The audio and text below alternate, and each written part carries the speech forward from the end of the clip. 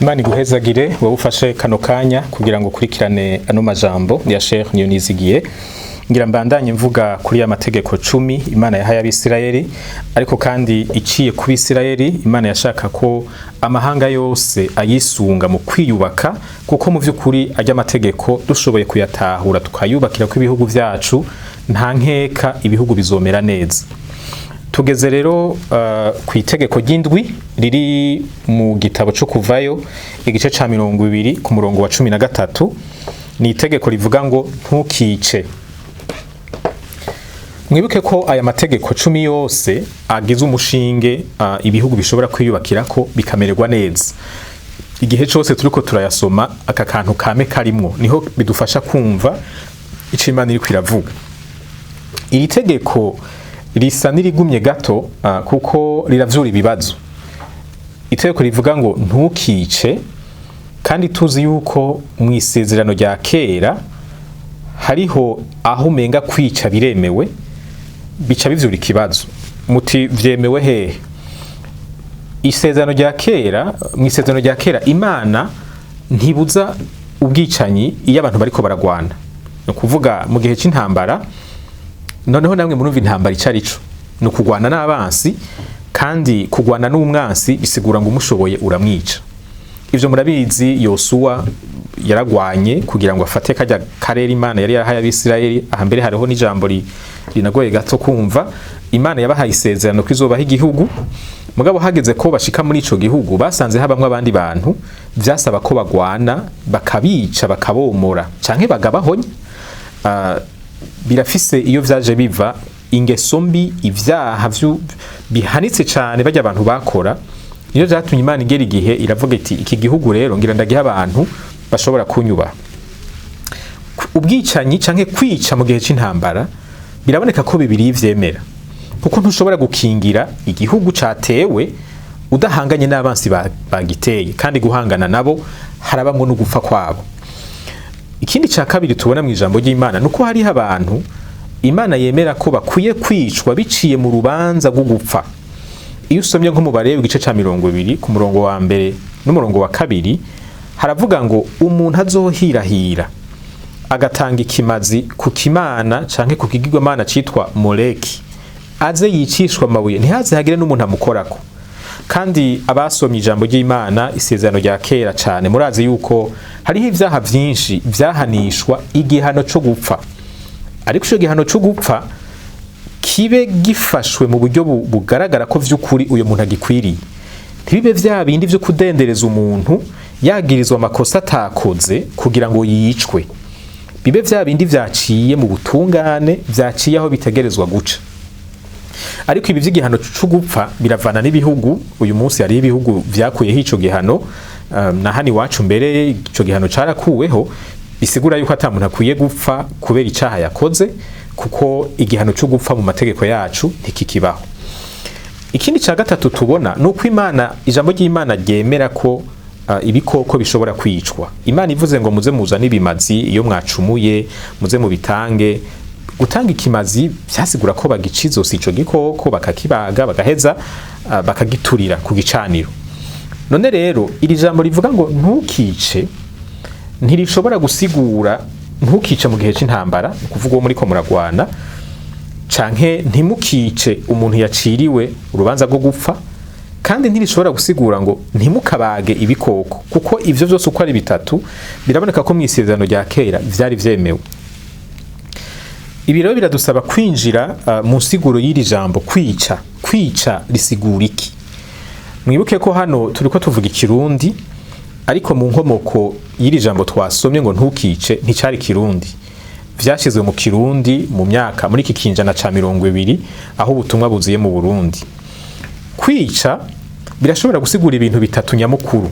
Dufashira ijambo kwica muri rusangi ugacurirondera uriserangura mu zindi ndimi, uza gusanga rishobora gusigura ibintu bitatu. Ikintu ca mbere ni ukwica igikoko, ni ukubaga. Kubaga igikoko birimo no kucica. Ntubaga ikintu kizima, ubanza kucica.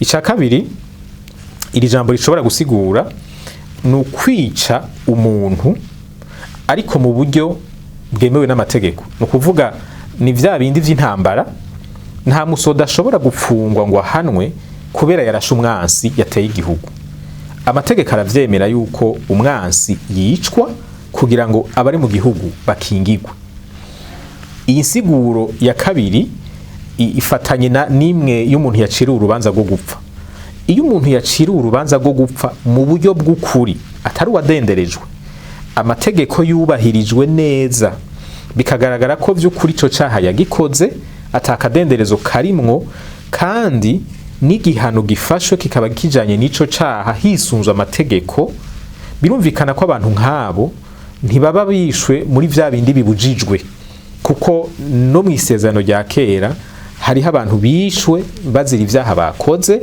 kuko igihano vyari bikwiranye kwari ugukwicwa ariko nsubire mvuge ngo ibi vyerekeye ibihugu bigifise amategeko yemera ko umuntu yicwa bigifisemwo igihano cyo kwica umuntu yakoze ivyaha kanaka insiguro ya gatatu y'iri jambo kwica nukwica nukwaka ubuzima umuntu ataco azira nukuvuga si umuntu ariko arakugwanya kandi si umuntu yakoze icaha gituma afatirwa igihano cyo kwicwa umuntu wese yishwe atari mu ntambara kandi ntabe yakoze icaha gituma acibwa igihano cyo gupfa kandi bikaba atari vya bindi vy'isanganya uku kwicwa turiko turavuga ni sigurero ya gatatu ni nako mu gifaransa bita commettre un meurtre mu congereza ntibavyita to kill bavyita to murder nukuvuga ko mu zindi ndimi hoho barabitandukanya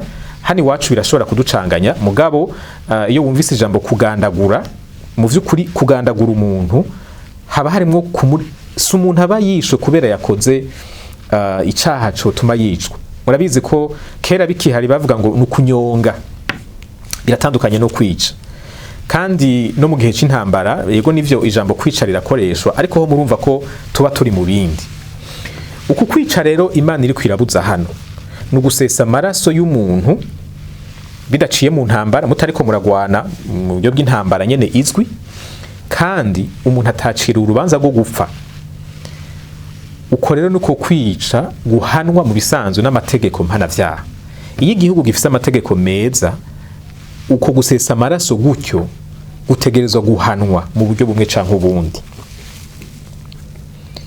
none rero nkuko nabivuze ukwica iri tegeko ririko riratubuza nuko gusesa amaraso y'umuntu atacazira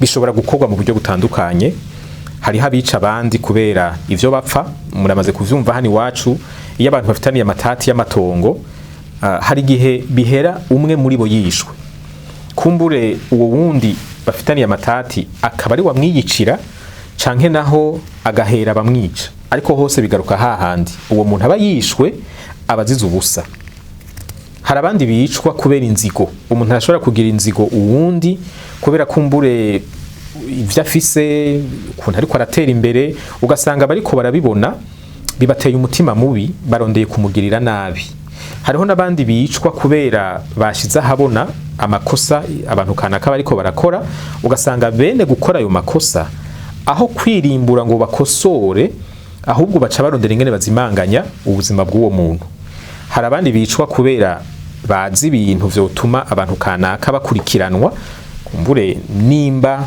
umuntu yakoze amakosa ubundi akabimenya ugasanga uwo yabimenye nawe ararondewe ngo yicwe kugira ngo ivyo bintu ntibizokwigere bija habona hariho abicisha abandi hariho abica ariko badaserutse bagatuma abandi ivyo navyo nabivuze kandi ivyo navyo Imana ntivyemera na gato igihe umwami kazi Yezebeli yicisha Naboti mu gitabo ca mbere c'abami igice ca 21 kubera Naboti yanse kugurisha itongo ry'umuryango ku mwami kandi vy'ukuri amategeko y'igihugu ntiyamwemerera kugurisha itongo ry'umuryango maze umwami gaca bimushavuza ujya mwami kazi siwe yaserutse yatumye abantu bagiriza Naboti ko yatutse Imana ko yatutse umwami maze bimukwegera urubanza rwo gupfa rw'amanyanga maze Naboti aricwa ariko uravye ingene Imana yacibarira Yesaya Eliya muri Antunga ngo aze kubwira Naboti ko ico kintu akoze kizotuma nawe apfa uretse ko atari yari yagikoze cakozwe n'umugore mugabo Naboti umwami nawe acashira ko igikumu kuri iyo ngingo no kuvuga ko nawe nyene vyaramufasha. Iyo umuntu yicishije uwundi we ntaseruke ntibigabanya uburemerezi bw'icaha aba yakoze. Uwo n'umwicanyi cyo kimwe n'uje yaserutse mbere washaka ibihano Imana yategekanya vyarasa.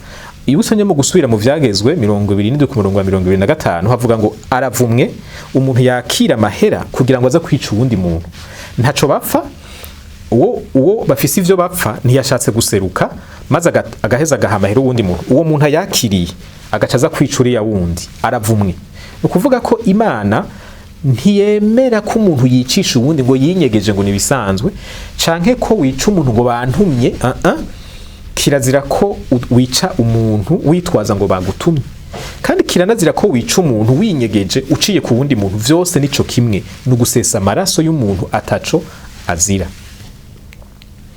Ikindi kintu Imana yanka gishobora gukogwa mvuze ko mu kanya karenganye gato ni kudendereza umuntu, kwagiriza umuntu amakosa atariyo kugira ngo vyitwe ko yakoze amakosa aremereye cyane maze yicwe. Ibi bintu ni bibi birasesema umutima w'Imana. Nimba umuntu afise amakosa akwiye kwagirizwa mu buryo buri mu kuri. Ikintu kitari mu kuri cyose na cyane cyane iyo gihitanye ubuzima bw'umuntu kibabaza umutima w'Imana. None rero icyo Imana yuko iratubuza ndagisubiremo no gusesa amaraso y'abantu ataco bazira, kandi iki kintu ni kibi cyane mu maso y'Imana. Mu nkundire tubanze dusubiza amaso inyuma muri kahise k'iki gihugu. Turazi yuko kuva kera hamye hariho ingeso yo gutanga ishano. Hariho abantu bari barihaye uwo mwuga wo kwaka ubuzima abantu kandi atari bo babubahaye. Ukumva mama wanje ngo yavyaye abana benshi nanje ntabo naronse ngo reka tungane. Ugasanga bari bafise n'ubuhinga mama wanje bwo gukora ishano, ubwo n'ubuhinga buhanitse, aho kubukoresha mu bintu vyo kiza ugasanga bari ko babikoresha mu bintu vyica. Agatima k'inzigo Satani yarakaduteyemwo karinjira mu bantu bamwe bamwe kuva kera n'abazungu bataraza. Hamye hari abantu bagirizwa ko batanga ishano. Mwibuke ko hariho n'izindi ngeso mu ntara zimwe zimwe zo kuroga, aho abantu bakoresha ibintu vy'amangetengete kugira ngo bakubuzima abandi. Nivyo hariho igihe bavyagirizwa mu vy'ukuri atari vyo, ugasanga kumbure bamwiketse canke kubera basanze bamwanka bakamwagiriza ibintu nk'ivyo. Ariko nukubaho birabaho, hariho abarozi, abantu bakora ibintu vy'amangetengete kugira ngo abantu kanaka bapfe. Ivyo vyose birabujijwe n'iri tegeko. Tugiye muri kahise ka vuba biciye mu vyabaye mu gihugu, amatati yabaye mu gihugu biciye mu vya politike n'ibindi, turazi ko hari abantu benshi bishwe bazira ubusa, bagirizwa ibintu bitari vyo canke bitiranwa n'abakoze amakosa ariko vy'ukuri ata amakosa bakoze. Ivyo vyose birabujijwe n'iri tegeko. Imana iraha agaciro umuntu yaremye. Nico gituma iyo amaraso y'umuntu asesetse mu karenganyo birayibabaza kandi ntibigarukiraho, birafise inkurikizi. Hari amajambo dusoma mu gitabo cyo guharura igice ca 35 ku murongo wa 33 atwereka ingene kwica umuntu azira ubusa bifise inkurikizi. Havuga ngo nuko ntimuzohumbanye igihugu murimwo kuko amaraso ari yahumanye igihugu, kandi nta mpongano yaco yo kugitangira ku bw'ayo maraso yakiviriyemwo atari amaraso y'uwayavishije. Mu mategeko Imana yahaye Abisirayeli uwishe yaricwa, nta rundi rubanza rwo hirya no hino, uwishe yaricwa. Kuko Imana yavuga ngo nimwasesa amaraso y'umuntu atacazira muzoba muhumanije igihugu, muzoba mugikwegeye umuvumo. Ivyo bintu bizobatera ingorane, kiretse niyo mwafata uwo muntu yashesha ayo maraso nawe yiwa gasesa. Muri ico gihe umuvumo ntuzobakurikira. Mu gihugu igitegeko ryo guhanisha urupfu ryavuyeho, birumvikana yuko bitokorwa gutyo. Ariko ikizira hano no kudahana.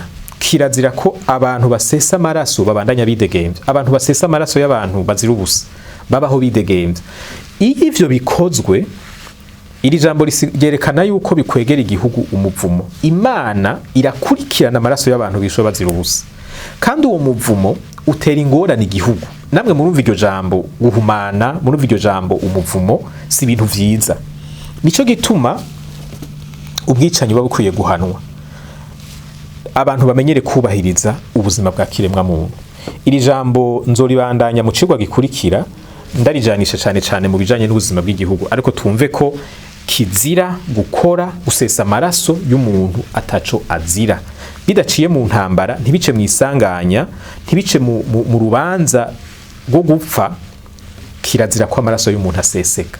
Imana iguhezagire wewe wabanye nanje muri kino kiganiro, muri ano majambo, kandi ikwagurire ugutahura kugira ngo dushobore kuba abantu bubahiriza amategeko y'Imana. Imana ikugirire neza.